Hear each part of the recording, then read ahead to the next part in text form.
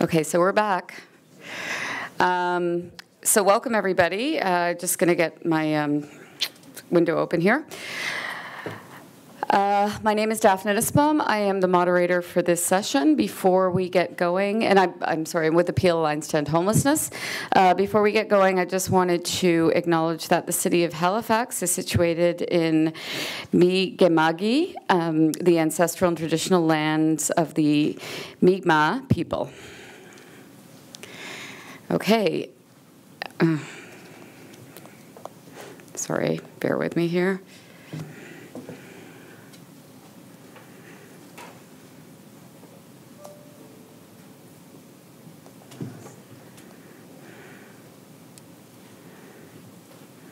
Sorry, I'm just looking for the title. Oh, here we go. Okay. So welcome to Housing Development Initiatives in Rural Communities. We do have 3 presenters here today with us, and the order is going to be slightly different. So I'm just going to announce who's here. We have Terry Lee Kelford from Cornerstone Landing Youth Services.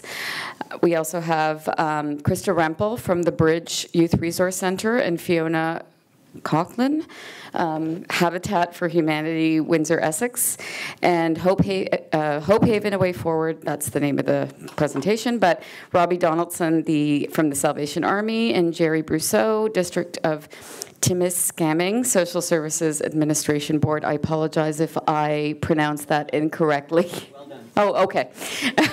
So we're going to start with Fiona and Krista, and then we'll go from there. If we're also going to be waiting for a couple of other presentations to upload. If they're not uploaded by the time Krista and Fiona are done, we'll have a Q&A and then move on once that's done.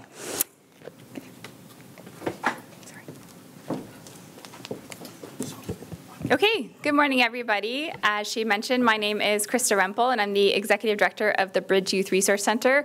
We are in the rural town of Leamington, Ontario, the southernmost town of Ontario, and our largest city next to us is Windsor. So I'm here with my colleague Fiona Coughlin. She is, as mentioned, the Executive Director and CEO of Habitat for Humanity, Windsor, Essex, and we're here to talk about our exciting collaborative project called Small Homes, Big Impacts. So we're going to go through a couple of things today. We are going to be talking about innovation in a way that, crosses all different levels. And for us in particular, we're looking at it as an opportunity to self-sustain our organization. We just opened in 2018. How about we do that on break? Yes, let's do that. The other thing we're talking about is partnerships. So it's not news to you guys, but partnerships was a huge part of our project and pivotal to success of it. We also, this past year, project led by Habitat for Humanity, built the first 3D printed homes in all of Canada for residential use, and Fiona will go into more of those details. We also built modular homes, so we had an exciting year at our organization. And really, what we're talking about is being bold, really taking those leaps and making sure that you're taking those big ideas and really working through them and pushing them forward. So a little bit about our organization. As mentioned, we're a youth resource center. We're focused on youth ages 14 to 24. So our services center around education, job support, life and coping skills, mental health addiction services, and social inclusion activities like our drop-in program. We really do, again, center around partnerships. So we have about 10 to 12 different agencies that operate out of our facility to create like a one-stop shop hub of supports. So again, we are in a rural area in Essex County, and our closest city is Windsor. And so those that are more city-focused organizations, we do provide a free space in our facility so that the youth in the county have the same access to services as the youth in the city of Windsor.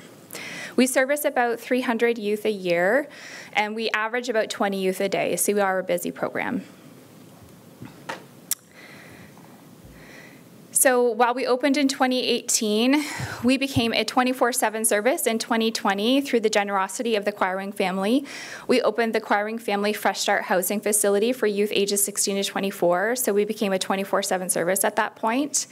And that really is focused on moving a youth to independent living, to looking at family integration if that's possible, or we do have some youth that we have identified that just can't live independently, so we're looking at more permanent housing with supports. And so we work with them. There's different parts of the program that we have, but it is a separate building from our resource center that we built. So when we were looking ahead, we knew that we wanted to build housing, but I don't think we ever would have thought that really this is where we wanted to go, was to build a lot of homes. And so when we were first looking at this, we were looking at 12 homes, and it's a really for our youth to transition out of our supportive housing facility. We were finding in just the 3 short years that we were open that, you know, every year our youth were staying with us a little bit longer because there just wasn't a place for them to go. And we also, as everybody is aware of, have a community need for housing. And so we wanted to look at how we can do our part, our little drop in the bucket of not only serving our youth, but the community as a whole. And so to kickstart the project, we were looking at different funding opportunities, and then we got a call from Fiona. And so I'll let her take it from here. So Habitat for Humanity, of course, has been around since the 80s, but in 1994, we opened Habitat for Humanity Windsor Essex in the city of Leamington. A lot of people don't realize that Leamington is actually our first home, and Leamington is a rural town, but as most of you know, I'm assuming you're in the rural sessions because rural communities have unique challenges of facing hidden homelessness and housing, and it's a very unique community to serve. Our traditional habitat model is very much focused on home ownership.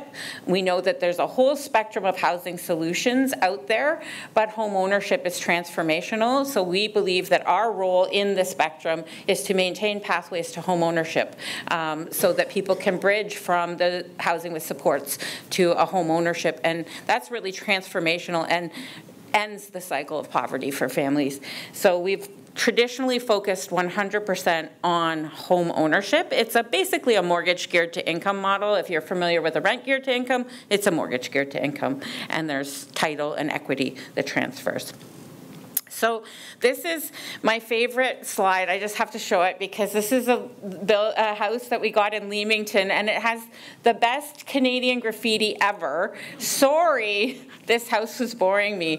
And we got this house for $1 from the town of Leamington, and we transformed it into this. And actually an Indigenous family moved in there. It was a very fantastic ceremony. And so we believe that the housing units that we add to the community actually improve the whole community, and that was our traditional model. But we're built on innovation.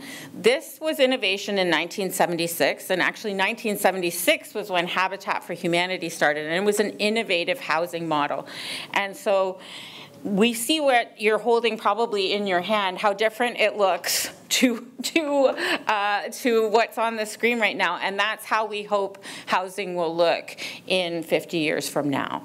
That difference will change, and so that's what got us into 3D printing. And so we were actually approached by CMHC to experiment with 3D printing. Now, why is innovation important in this model? Like we're out on the streets, we're seeing people in tents, and then you see a lab with a printer that seems so far apart. We believe that innovation leads to transformational change and people to think outside the box and think outside of the traditional models. It also helped us get funding that resulted in houses that would not exist otherwise, and it also resulted in partnership. And so many of you in this room may be even competing for the same grants against an organization that is doing similar work. And what this innovation led to is Krista and I meeting together and saying, you know, I'm really good at housing, and we know that statistically providing more affordable units transforms homelessness across the board. But I don't do wraparound supports, and as we heard in the plenary this morning, wraparound supports is so important. So this was what brought us together, the innovation. Our project started in the lab at the University of Windsor, which has one of the largest structural testing labs in North America. And our first printer looked very different than our final printer. It's a robotic arm style printer that moved like the ones you see in the automotive industry. And what we found with that experiment and the experiments in the lab was that that was going to be ineffective in the field, because every time you move, I don't know if you've bought a new printer recently, but you have to recalibrate your new printer every time you buy a new printer. Same thing. So every time you move this thing, you have to recalibrate it. And we would have had to move it 16 times to print the house. So we realized very quickly that we had to transform our model to a gantry style. So this is on a XY axis, and the print head moves along and up and down. And that way we could do the whole house as we printed it. So these are all, in this picture you see the collaboration with the town of Leamington. And this is so important because we also started off from the beginning working with our town planners, because we were doing something innovative. And you have to get your city involved from day one. So we've had, there's sometimes people, like schools will get together and say, I'm going to build some tiny homes. If you're not working with your city planners, they're not going to get occupancy. While we printed the houses, we also, you can see in these slides, little rectangles. We printed sample pieces all the way through the build, and those sample pieces, and they look similar to the samples that were printed in the lab as well, they all went to the University Structural Testing Lab. We now know through the research that we can park 90 cars on the houses that we built. So we believe that the 3D printing, at the end of the day, this project cost on par with a traditional build, but we know that the costs are going to come down because there's cost savings in less material waste. Every time I cut a piece of wood or cut some drywall, there's waste. So if you can stop and start a printer, you don't waste material. We know that there will be savings also in the structural integrity of these buildings because of the research that's going into them. And the nice thing about doing the samples the way that we did was that they were actually poured concurrently with the walls. So the walls that are being tested are identical to the walls in the houses that Krista's housing people. So one of the things that's very important for Habitat for Humanity is safe, decent, affordable housing. So it's really key that safe and decent are in there. So that's why the research and partnership was so important. The houses are very simple. So again, you may have seen some 3D printed show homes out there in the States or overseas. These are 560 square feet. There's a great room, living room, TV, bathroom, bedroom, perfect for 1 or 2 people. And this is, I'm going to see if I can print, I don't know if that'll play the video. Yes, it will. Okay, so this is the last day of our printing. So you're going to see our construction guy, if it goes. Oh, it's even playing the music. So this is Bruno. And one of the things, too, that we did was we worked collaboratively with the university, and we had students from their Doctor of Engineering program working on this. And so Bruno now works for the company that is building the Gordie Howe Bridge. So great opportunity for learning to partner. And again, this is what innovation does for, sometimes we're in a very hard-slugging kind of job where we're trying to make a difference, and it feels like we're up against everything, and then you achieve something woo, groundbreaking like this. So that was the last day of the pour, and that's Bruno. So what were the outcomes? Well, there was advancements even from the beginning of the project to the end of the project. We saw advancements in how fast we could print. The lab research were proving the structural integrity of these buildings, and we also did a cost-benefit analysis, and those results will be published. Actually, the cost-benefit analysis is published, and we also know that there's a number of places we can save money, and they're already saving money in printing future homes because we've put in some over-engineering pieces.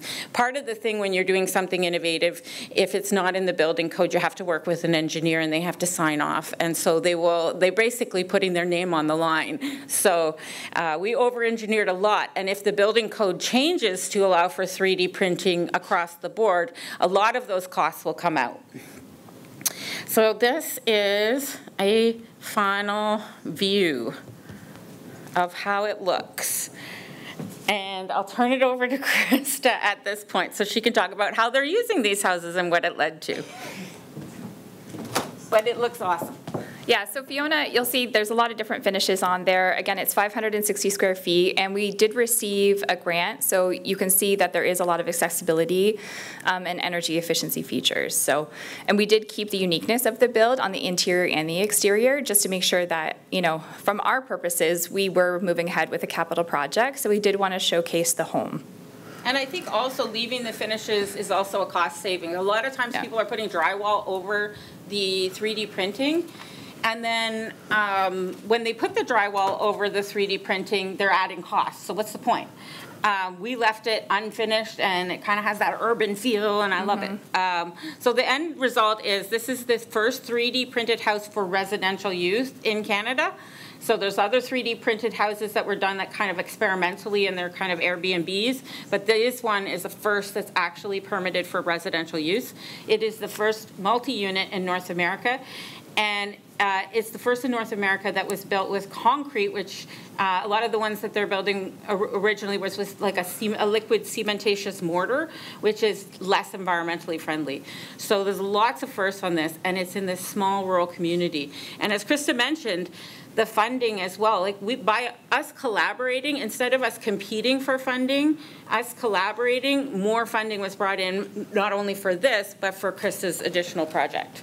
So we do have renters in here, and so far so good. We've been landlords now for about 8 months, and there has been no issues because we obviously have all seasons. So they came in at about spring, you know, late winter, went through the very hot summer that we had in Leamington, and then now transitioning into fall winter again. So we're very happy with it.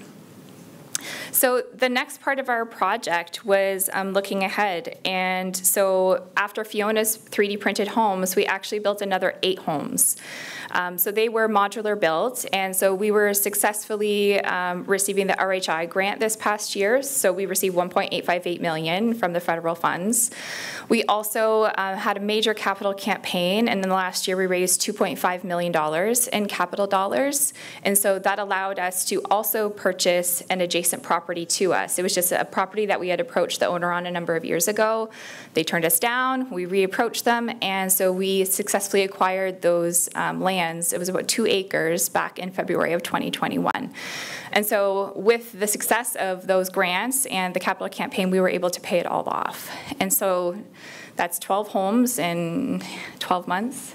And we're very excited to now look ahead. And so one of the things we realized, because of the rental constraints of the RRH1 grant, we weren't able to achieve the operating dollars that we wanted to right away. So we thought, okay, we need to continue. And so now we're looking at building 36 more homes with 2 storage units. So we were finding that the tenants that we've been landlords for now for 8 months are saying that they just need a little bit, something to put like their Christmas stuff away and, you know, their bikes and so on. So we just completed.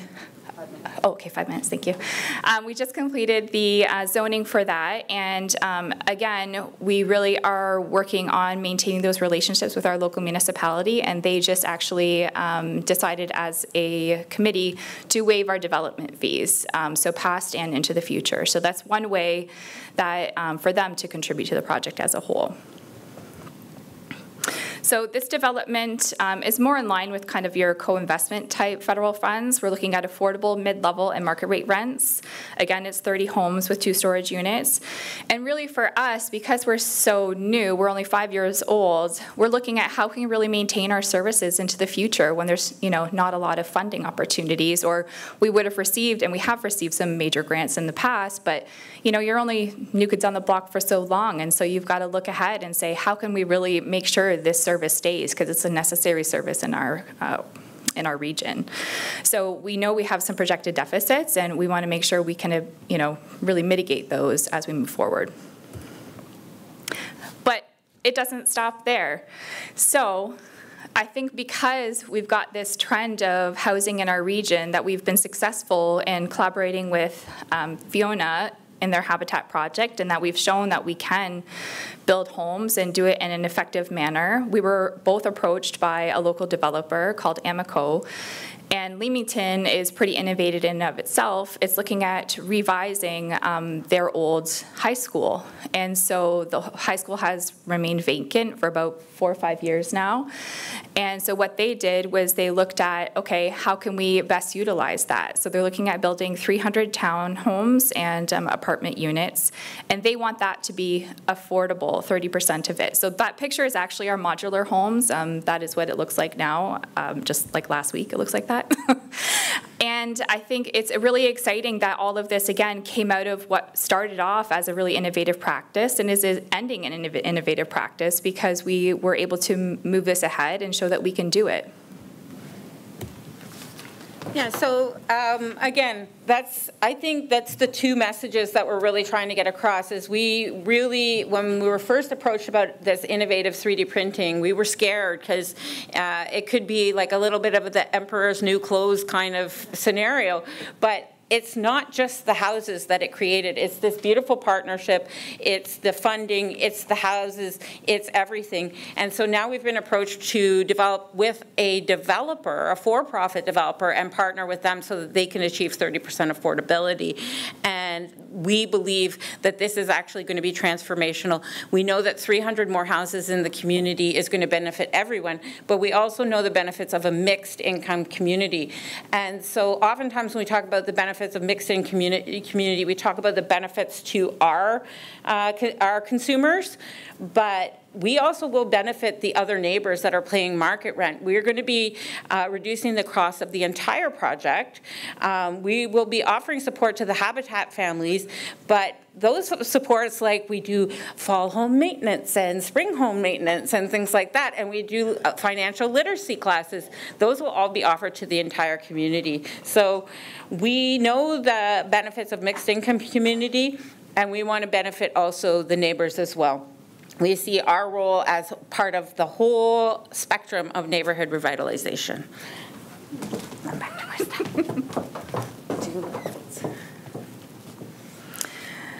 So Fiona already said it really, partnership matters. You want to build strong working relationships. And really we do have, not just the same population, but we do have the same mission. And it's really a way to achieve those mutual goals. You've got to be bold and innovative. Strike while the iron's hot. If you know that there is opportunities and you have an effective team and you feel that you can move a project forward and follow it through, do it. The people will rally behind you if you show you are effective and efficient in the work that you do. And I'll leave it at that. Thank you very much.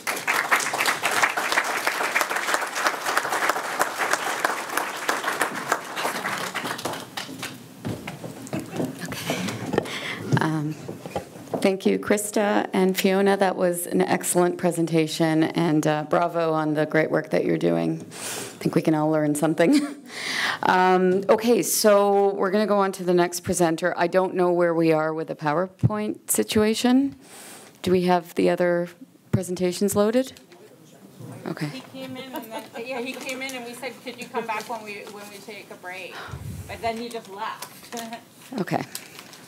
Why don't I just start talking to him? Okay. I don't mind if yeah, that's fine. Okay, sorry about that. Our question and answer while he comes back. Or? We don't know where he is, though. That's the only thing. Yeah. Yeah. Okay, so next we are going to hear from Terry Lee from Cornerstone Landing Youth Services. Presentation is called From a Community Coalition to Housing First, Transitional Rural and Tiny Homes, Rural Solutions to Youth Homelessness. Sorry. Here, we put that down. Thank you. Okay. It's good. It means I don't have to wear my reading glasses because I look like a librarian with them on my nose. So this is going to be obviously a little strange because you won't see the pictures, but if it came in, it's fine. The reason why I don't mind going ahead and talking is because I'm also the co-chair of the National Alliance, so we helped curate some of the content for today. And I have to confess, I haven't spoke about Cornerstone Landing, which is a nonprofit in Lander County that I represent for the last probably 6 years because I've been focused more on the rural remote, the National Alliance. And I literally plugged in my presentation this year because in the past years, we've had a hard time actually filling the spots for the rural remote stream of content for the conference, believe it or not. And this year we got slammed. We had so many, we had to put in an extra session. So I actually was going to pull my presentation back out because I thought I was just filling a spot. So if you missed my presentation, sorry, but I wasn't really supposed to be there to begin with. So I'm actually representing Cornerstone Landing, which is a nonprofit in Lanark County. Lanark County is just outside of Ottawa, between Kingston and Ottawa. We're on the unceded, unsurrendered territory of the Algonquin Anishinaabe land there. So, So in that organization that I represent there, we actually support youth homelessness. And again, this can be hard without pictures, but we started about 12, 13 years ago with a survey of students in high schools and interviewed 392 students, I think, in 2 high schools, and learned a bunch of things about homelessness. First of all, we wanted to capture what they knew about homelessness, and then also use that information to develop our program. So we've been very youth informed as we've evolved in our program. So one of the really important questions we asked, which we struggled with in that survey, was if you became homeless tomorrow, would you have a safe place to go? And about 90% of the young people said yes. We really struggled with that word safe because as adults, we also thought we should define safe, but really we left it up to the young people to decide for themselves, do you have a safe place to go? And the majority of them said yes. So that was really the birth of our program. We started fundraising. I think we had about $1,200 in the bank in the first year, and we started providing financial assistance to young people who presented through school as homeless or at risk of homelessness. And so many of those young people were living with family members in our community. So there'd be like, parents of a kid or friend or boyfriend or girlfriend would take someone in, and but they wouldn't have access to financial assistance. And so we started providing financial assistance to stabilize their housing there. We then grew and got funding for a staff member, which meant we could adopt more of a housing first model. So we started fundraising and getting some local funding to be able to offer rent supplements to young people. So then we started, for those young people who couldn't actually have a natural support or a safe support to go to, we started helping them find apartments. So we had a staff person who worked mobile. So Lanark County is actually about 70,000 people in terms of population, but is a collection of about 5 towns plus villages plus hamlets. So it's a large area, no city center. And so what we decided to do is to make our staff mobile. We have no office location. Our staff should go to the young people. And so then kids are not responsible for coming to us, which was a big barrier, again, in rural communities, was transportation pieces. So that solved that, except when it comes to funding, because our transportation budget is through the roof. And lots of funders look at our budget applications and go, what's with your transportation budget? So we often have to fundraise for a large portion of that because funders won't give us enough through admin fees to be able to cover those pieces. But a reality for rural communities, and it's worked really well for us. Because of increasing costs, we decided that we had to start looking at housing models, and so we started talking to Algonquin College. We were lucky to have a campus in Perth, and they had a trades program there at one point, and so we were talking to the dean to say, could we have students build tiny homes? They couldn't build a 3-bedroom house, but they could build small units. And so right before we were about to start our first project, the dean called me up and said, sorry, Tara-Lee, we got to close our program, and we don't have enough enrollment. So we couldn't have students build our homes, but we did do a pilot project, and we built a tiny home on wheels as our first model, and then started to address a lot of the barriers around tiny homes on wheels, because there is a lot of them. The advocacy around tiny homes I found was really misleading. When I first jumped into it, I think all of us, we set up a sort of a research team around this to try to look into the barriers and the legislation around tiny homes, was a lot more than we thought it was, actually. Like, we really thought that there was legal examples of tiny homes all over the place, and we can barely find a single example in Canada. So coincidentally, in about 3 weeks, we're going to be having our public consultation in the town of Perth to use our tiny home as a bachelor rent geared to income unit for a young person. Because initially we were going to move our tiny home around and just place it on homeowners' properties and sort of sign a lease with the property owner. But we discovered that it was going to be too expensive because bylaws don't allow for you to, in most communities, go off grid or do those sorts of things. So every time we moved the tiny house, we would have had to hook it up to well and sewer and put it on a foundation. So clearly cost prohibitive to do that. So we ended up buying our own house. Again, with increasing costs of housing, we just decided that it was, a lot of, anybody work with youth in the room? Who works with youth in the room? Yeah. So you know what it's like to work with landlords sometimes, right? There's a lot of stigma for young people. We literally will have landlords hang up the phone in the ear of some of our staff, right, to say, no, we don't work with young people. So, we were finding that getting increasingly worse because as the prices went up, there was more demand for those units that were available, and so young people were just completely pushed aside. So we decided we would buy a house for transitional housing. Not something initially we wanted to do, but we realized that we're having young people sleep outside while waiting to get an apartment. So we were literally going to pick up kids at tents and shacks to take them to apartment viewings, then dropping them back off. So we thought, well, we need some sort of alternative. So at the same time, about 3 years ago, the province of Ontario was changing their Provincial Planning Act, and they were encouraging communities to allow for additional dwelling units or secondary units. And so what we did was bought a house in Perth that allowed us for 3 transitional housing beds. So the main house, 100-year-old house, has 3 bedrooms that we rent out for transitional housing. And there was a big addition on the back, which we then converted into a 1-bedroom rented geared to income long-term housing unit. And then we're applying to be able to use our tiny home at the back of that property for an additional bachelor long-term unit as well. So in the town of Perth, it's great because it blends in. We didn't do anything to the exterior of the house in terms of changing the nature of it. The addition was already there. We tore down a bunch of really ugly old sheds at the back, so the tiny home is going to be a drastic improvement compared to what was there. So, and it just blends into the community. So it's not a big 4-plex, it's not a 6-plex, it's just a regular house on the street. And it's a model that we would like to replicate in each of the towns there, so that we would have short-term housing for young people, plus the long-term housing units, which we'd like to build as well, plus our rent supplement program for our Housing First Outreach program too. So from $1,200 in the bank to getting us to this place now where we actually have housing units. With our rent supplements, we typically carry about 21 to 22 units of housing at any one time.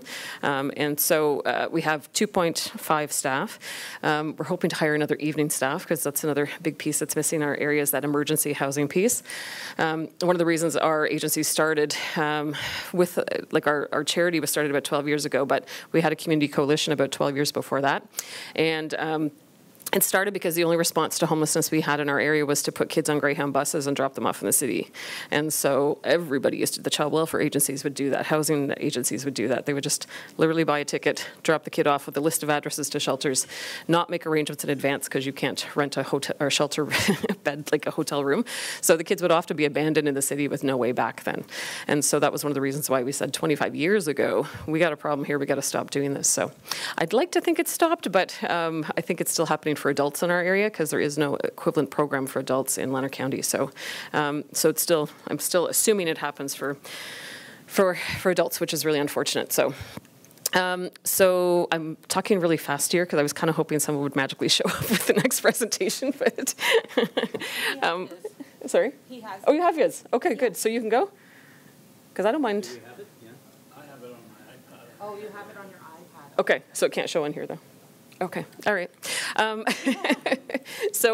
let me tie it into the National Alliance actually too, because one of the reasons why it's nice to see this many faces in the crowd is because when I was coming to the the Canadian Alliance conferences 10 years ago, I've been to every one of them.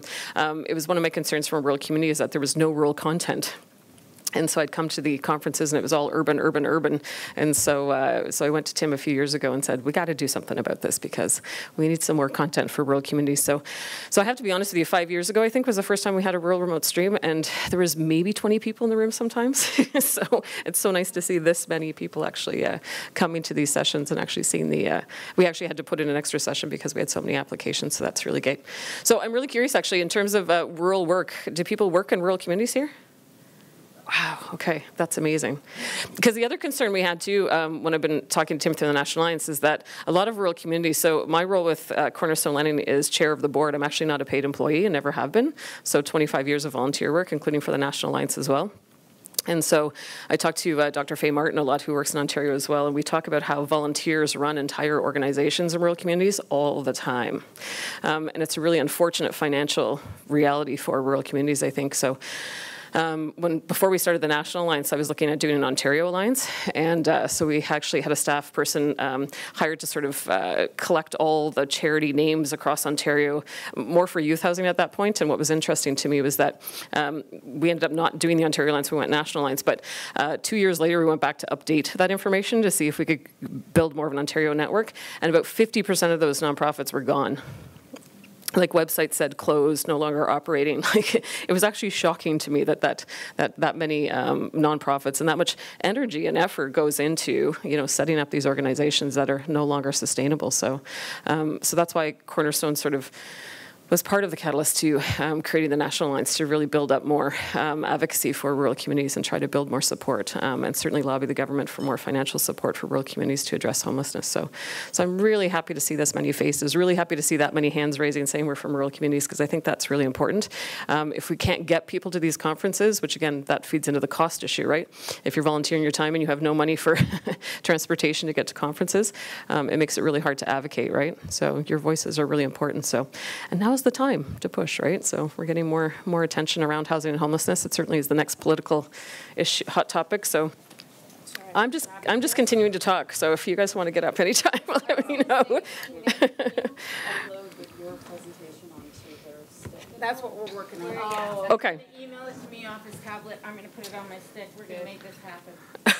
So what you're saying is I need to keep talking? We can start doing it. Yeah. Get that sorted. Talk about how you get your funding.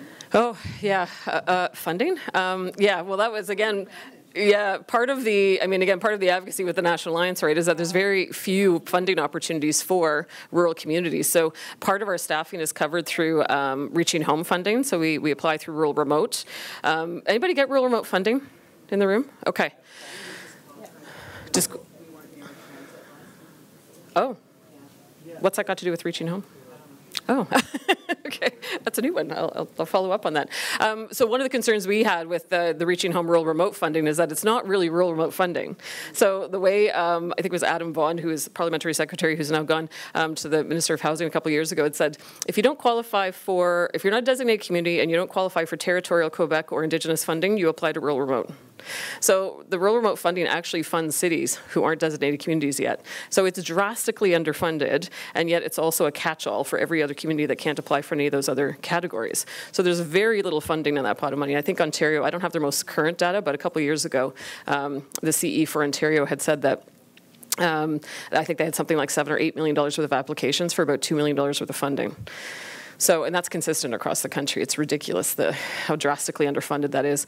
And because the way the rural remote funding rolls out, we also don't get the same funding as designated communities do. We don't get 5-year funding. We apply one time a year, so we get 1-year funding. So it's really hard on our staff, right? Because you're hiring them on 1-year contracts all the time. So trying to keep our staff is extremely difficult. So we get about, and unfortunately, even myself, who's been getting that funding now through Cornerstone for about 5 or 6 years, we always try not to apply for too much. We always have this pressure of don't ask for too much because you won't get it. So we're just always trying to figure out what that magic number is to get the most we can, but also keep our chances high. The really terrible position for central entities, though, who are responsible for rolling out that money, is that they're constantly stuck between that debate of funding new projects or trying to create sustainability for existing projects. And unfortunately, they ask me every single year in our applications, can you provide your sustainability plan? And I say, we have none. If you don't give us this funding, we'll close our Housing First program. That's it. That's the reality. So, because there's no other opportunity for us to get funding. So, and that's a terrible position for the CEs, too, because they're constantly having to fight back and forth. The other concern I have, too, from a National Alliance lens, too, for that Reaching Home stream is that what I'm finding is that a lot of people in rural communities are applying to the Reaching Home Rural Remote stream for capital costs as well. And initially, that program was not really designed for that. We should have actually been going through CMHC for capital costs, right? But because the CMHC application processes and funding streams are so inadequate for rural remote communities, they're not minimum 5 units, all those sorts of things, right? So that the housing model that we've created, we can't apply for any funding stream through CMHC. So I think what's happening too is not only do we have this little pot of money that's funding small communities and cities, 31% of the population of Canada is in communities of 30,000 or less. And designated communities are typically 30,000 and more. There's some small communities in eastern provinces that have been designated communities because they don't have a population of 30,000. But the population cap for rural remote was removed, which is why cities can apply to that. And so, again, we have a small pot of money, more than just rural and remote applying for it, and people also trying to get capital costs out of there as well. So it's a drastically underfunded program. So one of the advocacy pieces we've been doing with the National Alliance is to ask for 3 things. We want a federal strategy for data collection for rural and northern communities, and we want it funded, just like it is for designated communities. We want dedicated capital streams for funding. So we want a specific rural and remote application stream for capital builds that has a lot more flexibility than the current CMHC funding does. And we want increased rural remote stream funding. I think we asked for 50 million, I think, and I think it's at about 20 or 21 right now. So those are a big guess. But again, good? Okay, good. Okay, all right. I have to speak for 1 more minute. Any other questions? Yeah. Yeah. This is something that I've recently run into is I work with the YMCA. It's not traditionally an organization that's done a lot of housing work, but we're working on a project. And something that was raised through other funding applications was charitable status and having mixed market rentals. So we're talking about sustainable housing models, and a mixed market makes sense from a nonprofit perspective. But if you're a charity, and YMCA will always be a charity. So I know that this happens in other places across the country, but how are other people addressing the idea of having charitable status, but also trying to have mixed market rentals and that interfering with their CRA tax? I've never heard that. Like, so far, it's not been an issue for us, and we get audited statements done every year too. So it's curious. I'll look into that actually. Yeah, I'm curious about that. That's exactly our model. So, Yeah. and we've never run into any issues. Can I ask one more question just before I step down and pass it over? In the rural communities, is anybody dealing with tent encampments right now? Okay. In rural communities right now, who are here in the room, is anybody dealing with tent encampments? Okay, interesting. We're going to try to get a research project off the ground, so keep your ears peeled. I want a national project to run that. We've been asked at the National Alliance to review the Housing Advocates report on encampments, and it's very urban-centric. There was no consultation of communities smaller than 85,000 people, and yet I know in Lanark County we have tent encampments. We have people sleeping outside in every single community we have, even populations of like 1,000. So, so interesting. That's okay. Yep. Yep. Yeah. Yeah. Well, you're not going to be able to get there specifically. I'd have to walk you through the little forest to go, you know what I mean? Like, that's what happens in rural communities, right? Like, people will just kind of tuck themselves into a, grove of trees, right? And so it's usually service providers that hear about them or somebody going for a walk through the forest, right, finds out about them. So, yeah. Yeah. Yeah. We're going to move on. Perfect. Okay. Thanks, everyone. Thank you so much for filling this space.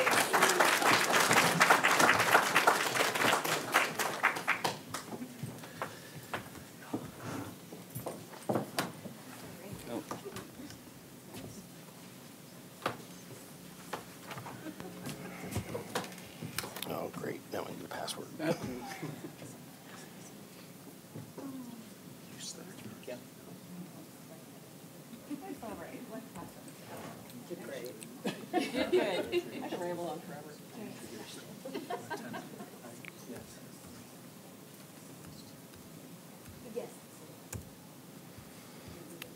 All right.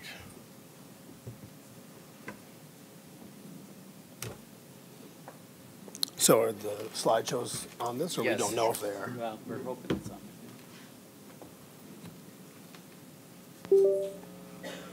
Anybody know any jokes? Clean jokes? Yeah, oh, I was just about to start. All right, so that's the 2 that are on here. It's on this one. It's on that one? It's on this one. So, It does, it's there. Is it Donaldson, yeah, here you go. Right there. okay.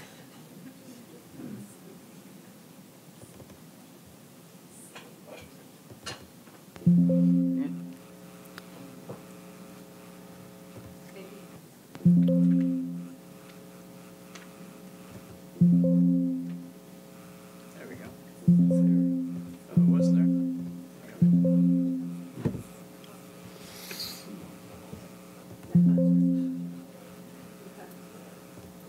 There you go. That's it? On the left side, yes. Oh, okay. It kept saying to repair it, though. Okay. Yeah. Hit on the first slide then. Yeah. See if it comes up, next one down. Yeah. Yeah, but There you you're, go. you're missing all these slides. Now, put it on the slideshow here. Yeah. Can you see? Yes. Okay. So you But think there it's was missing? several slides that are missing there. That's Oh, what I is was there? trying to fix. Well managed. Okay, Well covered. You've got some. It's all Right. good. okay. Thanks for your help. Hello, as mentioned, my name is Jerry Bruce. I'm the Housing and Community Outreach Coordinator for the District of Temiskaming Social Services Board. I am the primary contact for the by name list and the homeless prevention program for our district. Having experienced homelessness, I find it very rewarding to be in a position to assist our most vulnerable clients during this very difficult time in their lives. We are all here because we understand the severity of the housing crisis. This presentation will demonstrate a scalable, innovative solution created specifically for the challenges faced by northern rural communities. We will tell you what worked, what didn't, and the importance of being able to adapt to the ever-changing circumstances. This approach has enabled us to maximize the effective use of available funding and resources to address gaps in the continuum of care. It is our intent that sharing our processes will assist you to accomplish the same. We will outline the Hope Haven program, the process in developing the transition home, and leave you with our lessons learned and next steps. I will now hand you over to the capable hands of Lieutenant Robbie Donaldson of the Salvation Army, our key community partner who has made this project possible and oversees the operations of Hope Haven. Good morning. Witapi Makan. Cree speakers, forgive me. That means next door neighbor in Cree. Hope Haven is on the land of the Beaver House First Nation and borders with the Cree, Algonquin, Abitibi, and Temiskaming First Nations. Neighbors, do you ever stop to consider who your neighbors are? Kaka Yahweh Chihau, she, he lives, works hard in his or her life. Kakawata Kakchikau, she, he suffers dreadfully, lives through a dreadful time. Kakwaspadnatiswi, she, he lives a life of fear, a very cautious life. Kitasimawatasiwi, she, he lives to stay in one place, a sedentary lifestyle. Neighbors in the Old Testament is a general relationship term, often for a person in close geographical proximity. Neighbors often translated as friend or another. In the ancient Near East, 2,000 years ago, persons living in neighborhoods gained their political and social identity primarily in relationship to community and only secondly through family relationships. Community members held their ideas of social obligation and social justice in high regard. The concept of acting neighborly primarily involved complying with those societal norms by fulfilling one's social obligation to justice. Neighborly action included both expectations of carrying out some actions and refraining from others. If a person had been robbed, it was the responsibility of the neighborhood as a whole to restore what they had lost. Our northern and rural neighborhood, a town of 7,000 people, is diverse. And after all, we are a country primarily of indigenous and immigrant inhabitants, all living in neighborhoods all over the country. For those of you who know Yonge Street in Toronto, get on Yonge Street, drive 7 hours, you'll pass our front door. We're up there. So it's essential that we develop relationships with others, perhaps of a different social identity. Because we learn from ancient cultures and community members, acting neighborly involves complying with social norms. So we are obliged to create just societies, not just another society. Our neighbors, our indigenous neighbors, have preserved the obligations to justice by transmitting their values through their esteemed customs. So we adopt the customs of the talking stick in our house. When we have a team meeting, a house meeting, there's a stick. You have the stick, you get to talk. Imagine 6 guys in a house. It can be a little bit punchy at times. So likewise, we're interested in the healing circle. And so, you know, we are involved with creation, trees, waters. Our guys, we take them hiking every Saturday. We have one person who lives with a service dog, and our house is adjacent to floodwater land. So for most of the year, except in the spring, you know, it's kind of a green area.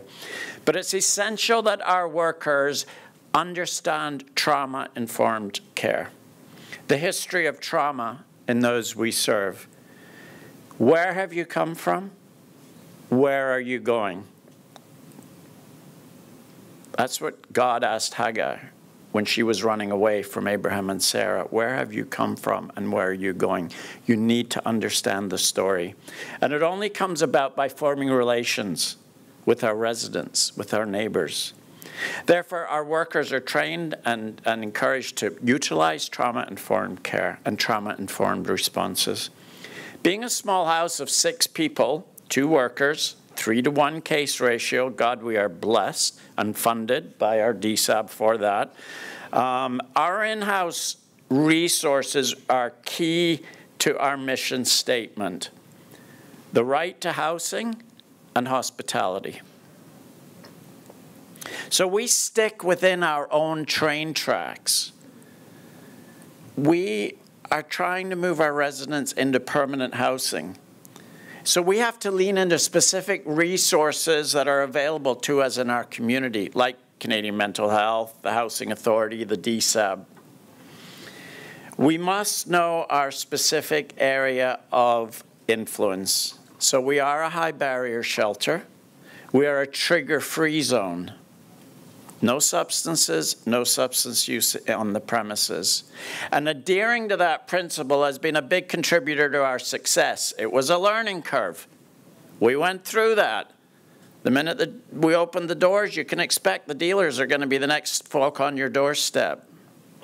So our success rate currently is 100% graduate to housing. Over the course of our program in 16 months, it is over 40%. I think the national average is about 5%. Because our funders are the local DSAB, we serve the county or the district of Temiskaming. We're responsible to those who originate from our district, but we have success. We have a gentleman who came from the Cree Nation of James Bay in the neighboring Cochrane district. He moved into our house coming out of rehab. We got him a job. He got himself a job. He saved up money for his first and last, and Jerry assisted him, and he is now a functioning, contributing neighbor in our neighborhood. The biggest challenge I had when developing the program was convincing my Salvation Army hierarchy and our social services arm that I had to convince them that a scaled-down model would work while preserving both the safety of the workers and the residents. We can't afford to open a 24/7 housing model, okay? So we do staff 7 days a week. We cover about 12 hours a day weekdays. On the weekends, it's reduced. And our guys then on the weekend, we're going hiking. So our workers will go hiking. Like, that's not, well, it's kind of a job, not really, right? But anyway, we have mobile phone access. There's always a housing caseworker that has a mobile phone, and there's a landline in the house. They can always connect. We have panic buttons, and that's connected to our local OPP station, and they are there, if necessary, literally within 30 seconds, okay, minutes. And we do have security cameras in the public places. How we gain economy of scale is because essentially we have one building, 6 rooms, and so now we house 6 individuals or 6 family units under one roof with shared facilities, vis-a-vis 6 separate individuals in 6 separate units, each with their own washing machine, fridge, stove. So, and also we're preparing them to live in shared accommodations. How many of our people can afford rent? But if they know how to live in neighborhood, in community, and share, they can share rent. In Temiskaming, our residents face barriers to treatment for substance use. Our nearest withdrawal management shelter is 4 hours away. Our nearest in-house treatment center is 5 hours away. There's one bus once a day with a change. You're going to lose them on the way. Likewise, where am I here? So we drive clients to work, to treatment. If they come to us, they need to go into treatment because that's not our wheelhouse. So we get them to treatment, we pick them up from treatment, and then we can work with them. Okay? So it's essential that you define who you are and what you're focusing on, and then they're ready for change. Jerry's now going to express the layout and the, I don't know how to do this. I guess I press a button there. Yeah. Maybe, oh, there you go. There you go. All right, I've covered I forgot to move slides, but you've already seen that, so there we go. That's the front of our house. We've got more pictures. Oh, perfect. There you go, Jerry. Yeah, but that's all right. Okay. When assessing the DSAB's housing stock, DSAB Housing Services selected a family duplex in an older, less populated area of Kirkland Lake. Location is key to avoid community conflicts, neighbors not happy about, former addicts and that living in their communities and that. Utilizing a building and existing housing stock eliminated the cost of purchasing and zoning changes, and no renovations were necessary to the exterior of the building. The Housing Services team then decided to forge a partnership with an exemplary community partner, the Salvation Army, and the Hope Haven project was started. The building itself was a duplex, each with three bedrooms.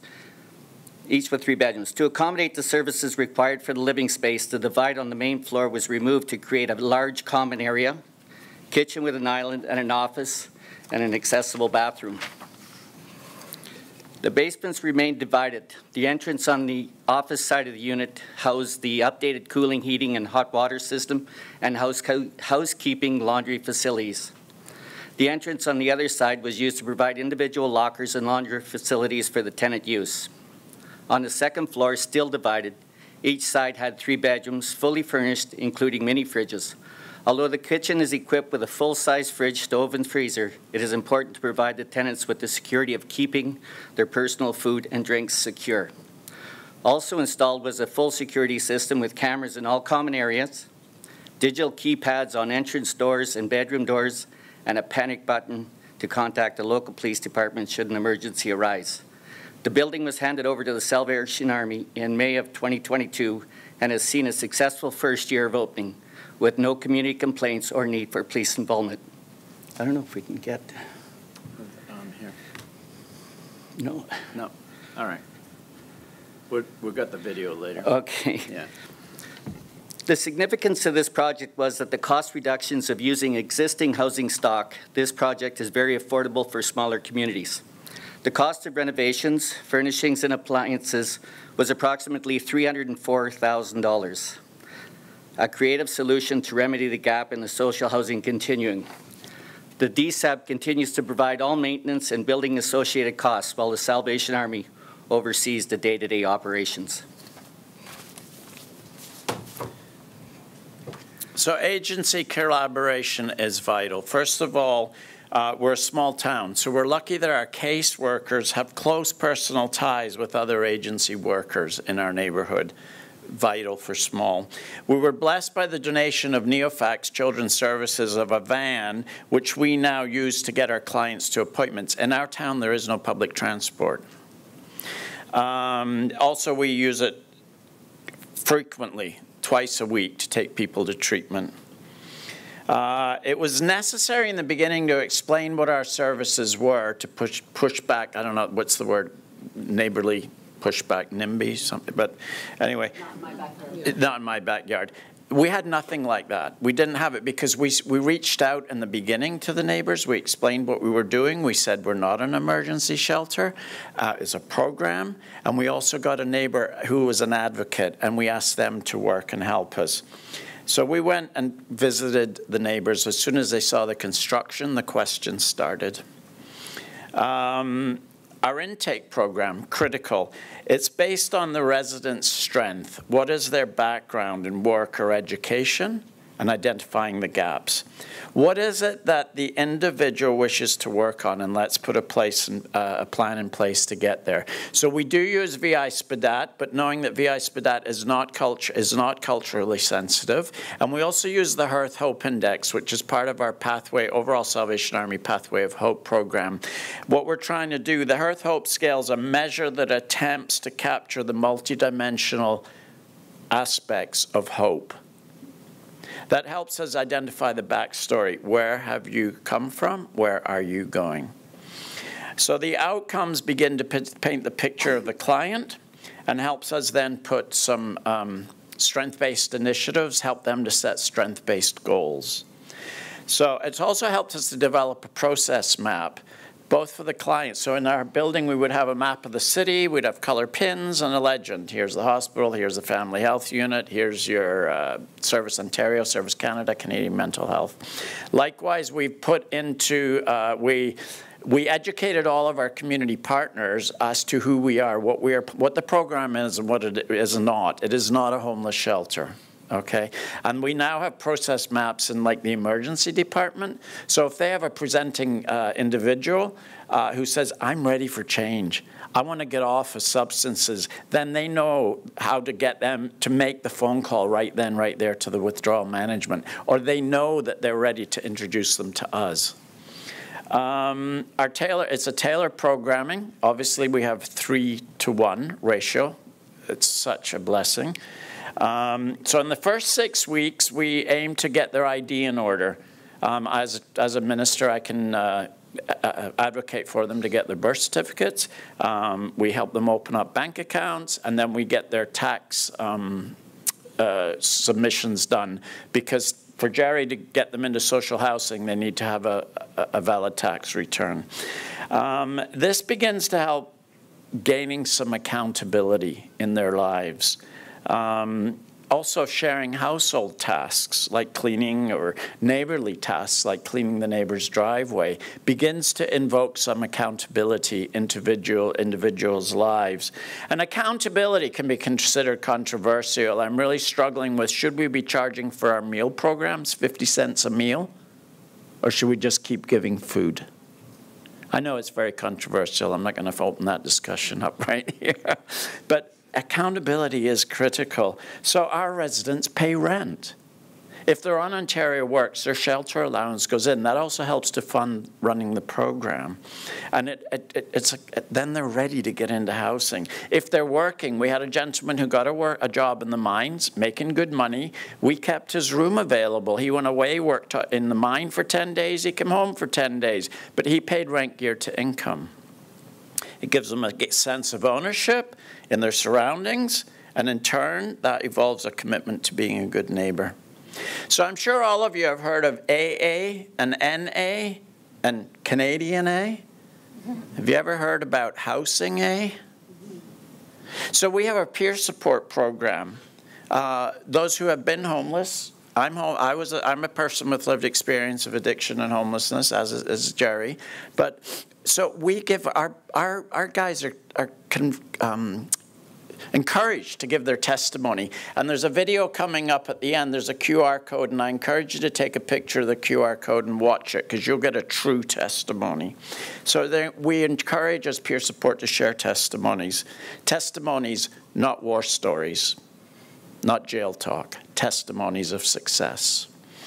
In a large metropolis like Barrie, we basically took from Barrie all of their policies and procedures and tailored them to fit our smaller, limited district community thing. So now we're going for Salvation Army accreditation, which generally only happens for our larger 6-story apartment buildings, shelter homes. So it's a review of progress and results against the program's goals and objectives. In larger centers, as I've already said, there may be in-house caseworkers. We do have them come in, but for the most part, we're able to transport our clients to their appointments, make sure they get to those appointments. The Salvation Army has negotiated with the Landlord-Tenant Board a special dispensation where we can, and I hesitate to use that word, evict residents who are not complying with the program. Our residents can stay for 1 year to up to a day, but they have to comply with the program, because that's part of the biggest battle, is getting people to engage. So basically, though, if they are asked to leave, then they're not just out. We help pass them on to some form of accommodation and some form of supports. As our name says, Hope Haven, a way forward. So our workers are focused on the opportunity of hope and change. I'm sure you've all got cleaning product in your home called Vim. Yeah? Vision, intention, means. All right? Basically, we encourage strength-based skills. That allows for imagination to visualize a future that's possible. And that in turn instills hope where hope never existed before. And hope instigates change. Alex, oh, we don't have it. All right, I'm going to put the QR code up here if you want to come up. Alex is a 19-year-old bilingual boy. He's the bottom of the age category for us. We're not convinced that we should have 17-year-olds in a house with hardened. It's not a good environment, okay? So Alex came in. He was still in high school through a teacher and our caseworker. He graduated. Alex moved out. Alex has a job. Alex has a house. Alex has reconciled relationships with his mother. It's a success story. So there is a video on the QR code if you want to come get it. And I'll hand you over to Jerry. Jerry's done. We're out of time. Sorry. I tend to go on.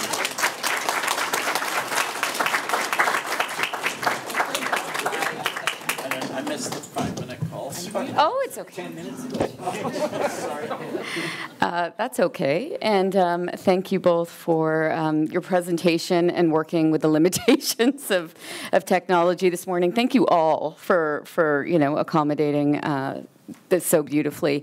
At this time, we're going to take some questions. So I guess the way that this can work, because I don't see anybody with a microphone. Oh, you do have a microphone. Is there somebody that can go? Okay, I'll go around. Test 1, 2.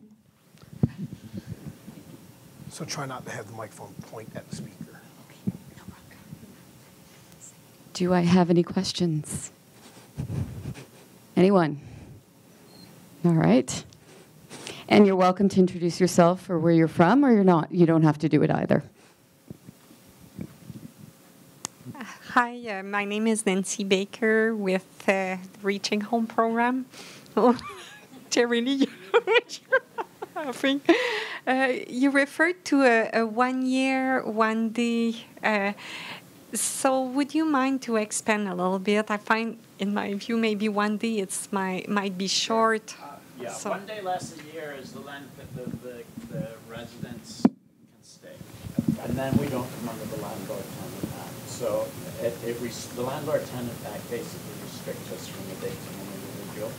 And we do not want to evict people, and I don't want to use that word any more than I have to.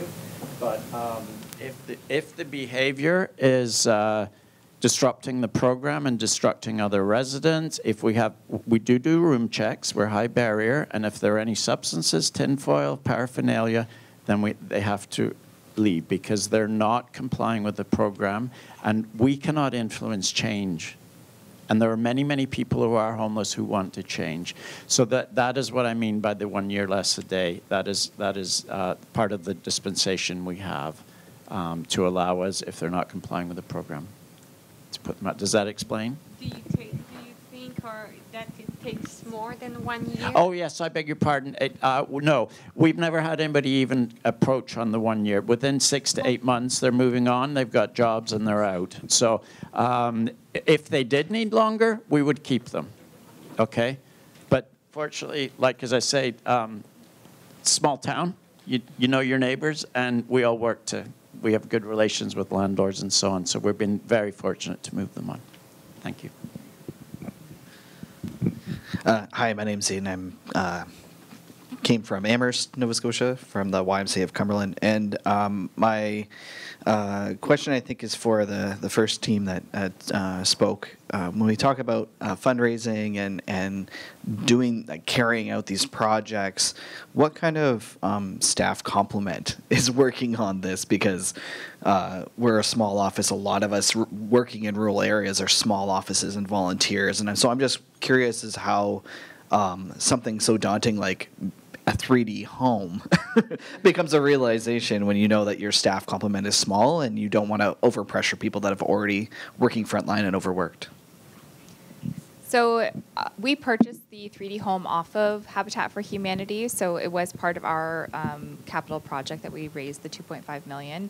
Our staff complement can range between 8 and 10 full-time because we are a 24/7 service. We do have between then 5 to 6 on-call staff that we keep just for those last-minute cancellations. But it's really myself, to be honest, and our committees, our capital committee. So we have our incoming board chair here today.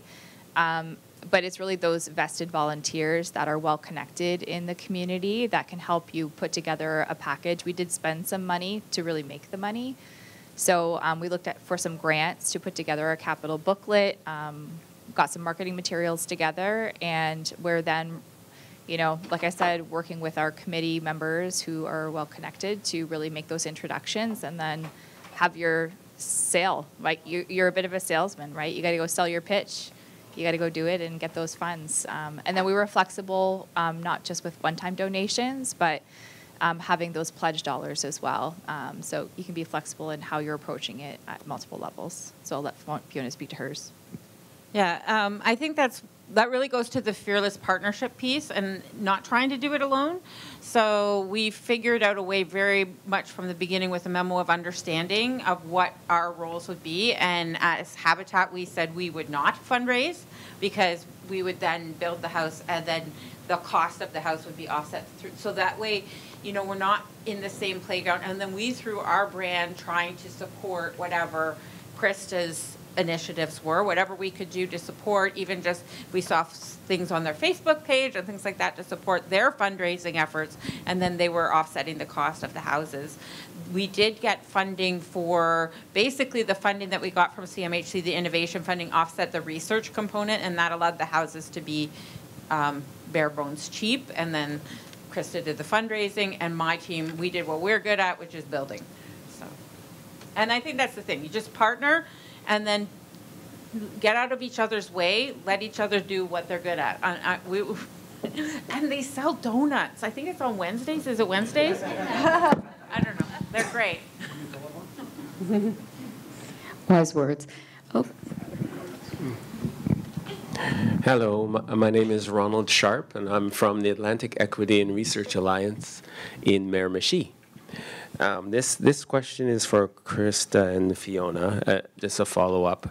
I love the fact that you said be bold and innovative because that's all I know. And one of the things when I saw your 3D model is I was looking at it for a much bigger scale. The thoughts on what you did, what was the height that you were able to achieve in your model? And you said something, it wasn't an arm that you used, but a gantry style, was it? Yeah, the gantry just means the steel framework that comes up the sides and go, and then the top yes, steel beam goes this way. That gives you 360 degrees of motion. So that question was on height as well as efficiencies. The height is, I had that question as well. The height is traditional. I think it's 8-foot roof in interior. I'm not sure the actual height overall of the house, but they're a little bit shorter than the ones that you guys did modular. Yeah, it's about 8 feet. So could that be created to do something like so six stories? The group that we partnered with is Nidus 3D. So when you're a builder, you're likely not going to, unless you're really rich, buy the printer. You're going to partner with a company that has a printer, just like you would hire contractors to do your foundations and things like that. So the contractor we hired was Nidus 3D, and they are building the first 2-story right now, I believe. So they're working on getting it up to 6 stories. I think where you really achieve the economy of scale with 3D printing is if you have something, just like when you're photocopying these books. If you can replicate the same thing over and over and over again, that's when it actually comes down in cost. If you're just building one house, it's actually not cost effective. We did 4. It was able to be spread over 4 houses, and I think that really is where we hit the break even on cost effective. So like for Krista's future builds, we could do the other 30 houses. Probably won't, but in that with the 3D printer, and that would actually bring the cost down. Thank you. And energy Nidus efficiency. 3D is an amazing organization to work with. Right. Energy efficiency, that's planned all throughout the build. So the ways that we built in energy efficiency is just the same with traditional builds in our heating systems and things like that. So we are achieving the CMHC. They're net zero ready, actually, these houses. And in addition, when we considered building the concrete walls, we did ours with a hollow cavity in the middle, and we've used poured in insulation. There's different research happening on different ways to pour the walls to make them more energy efficient. So when we did, we actually had, because we needed the concrete to cure at 5 degrees Celsius or higher, we actually had a greenhouse that was erected that we actually did some samples, and we did the poured in insulation inside a greenhouse and then broke those walls open to make sure that there was no gaps or cavities in the insulation that we poured in. So there's a lot of thought put into that. And I have engineers who can get really deep into that, but yeah, but they are net zero ready. Well, thank you very much. What did you say the name of the company was? Nidus 3D. They're out of Kingston. How do you spell that? Nidus. Nidus. Yeah, and they were great to work with. We worked with a couple different printing companies, and what I really loved about Nidus 3D is not that they made it easy, but that when there was a challenge, their whole team just rallied together and got, you get that attitude of, we're just going to do this. Nothing can stop us. I was like, these are my guys. I don't think I need the microphone. All right. For people to hear me on the stream with you. In Atlantic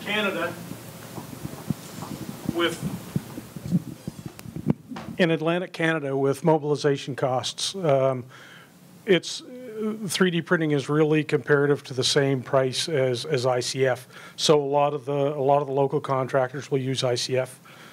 Insulated concrete forms. They go together like Lego blocks, and they interlock and they pour concrete in between. So when it's like an R60, and you've got the same option where you can run your conduit in the hollow wall before the concrete's poured, so all your wire can be pulled, all your plumbing can be pulled, and mobilization costs now with $2 a liter for diesel are huge. Yeah, and you have to look at that, and every region's going to be different. But yeah, ICS is amazing. Yeah. And even I went with Habitat to Kenya, and they were using compressed soil blocks that interlocked in Kenya. And it's amazing what you can learn overseas from the challenges of the rural communities. So we're in this rural session, and the challenges of rural communities in other areas of the world, that's where the innovation is really happening, because they're limited by the resources and a number of other things, and they find a way to do it. And I find that, like, even my region includes Windsor, which is a larger city, and Leamington, and the innovation happening in Leamington is leaps and bounds ahead of what we can achieve in Windsor, because we're not constrained as much by the red tape, but also the creativity of the building planners in Leamington, and we involve them from the day one. And I think that's a big challenge with people doing anything, whether you're doing tiny homes or anything else, is getting occupancy requires your building planners to be on board from the beginning.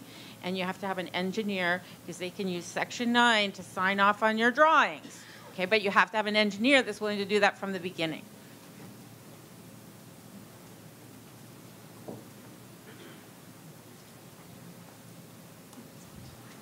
Any other questions? Oh, yep.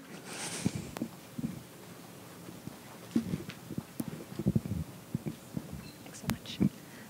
Hello, I'm Neda from All In, working on homelessness in New Brunswick. And I think all of you have touched on the topic of transportation and kind of the challenges around access. And I'd be curious to hear sort of, what are some innovative approaches that you've seen that you'd like to see in your communities, or just, examples that you can give in general around how to kind of overcome this kind of big hurdle? Okay, so again, you'll know me for being controversial, but how many of you people run, or how many in your neighborhoods run school buses? Any school buses in your districts? Okay. How many kids ride on the school bus? How much spare space is there on the school bus? So if you can overcome the issues, the barriers, and put your barriers in place, then you've got spare buses running empty. Just think about it. That's innovative. We're still working on transportation in our region, to be quite honest. We're one of 8 municipalities in our lower tier. The upper tier is the city of Windsor.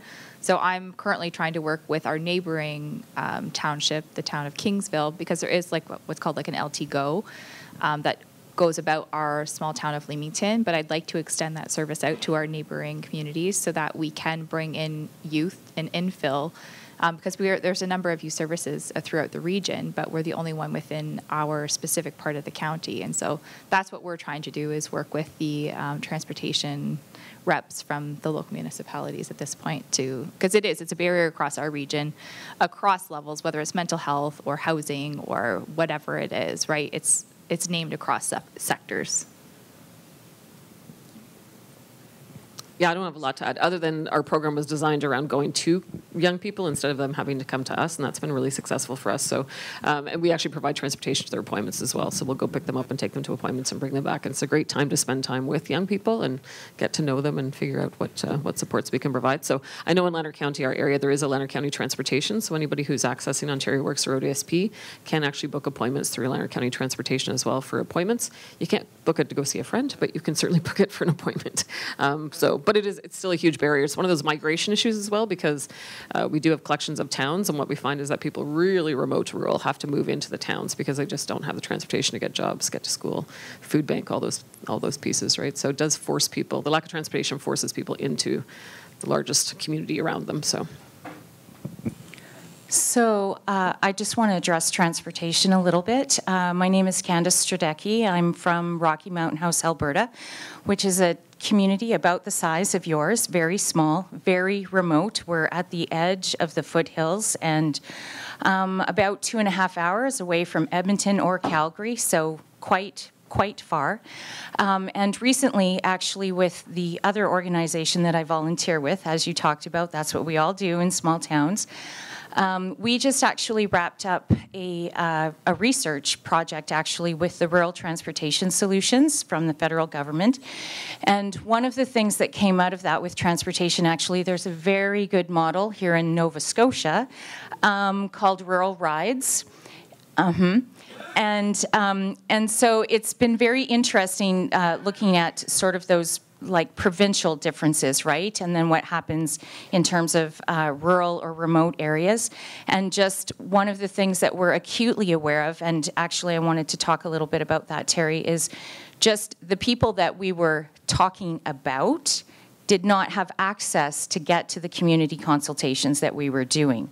Because not only do we live in that small community, but then we have other smaller hamlets around us.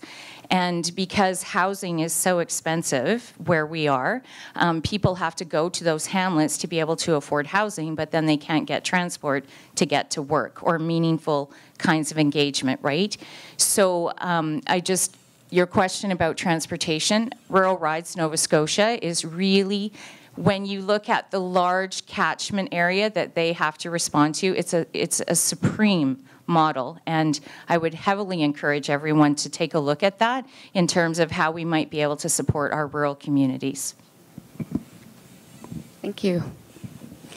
I think this kind of wraps it up because we're at 11:30. So thank you to all of our presenters, Jerry, Robbie, Krista, Fiona, and Terry Lee. And thank you. I think the presentations will probably be available after the conference. So if you missed out on it today, you will have access to it. And also scan and watch the video that these gentlemen have brought here today. There's a QR code just up there. Thanks, everyone. Enjoy the rest of the conference.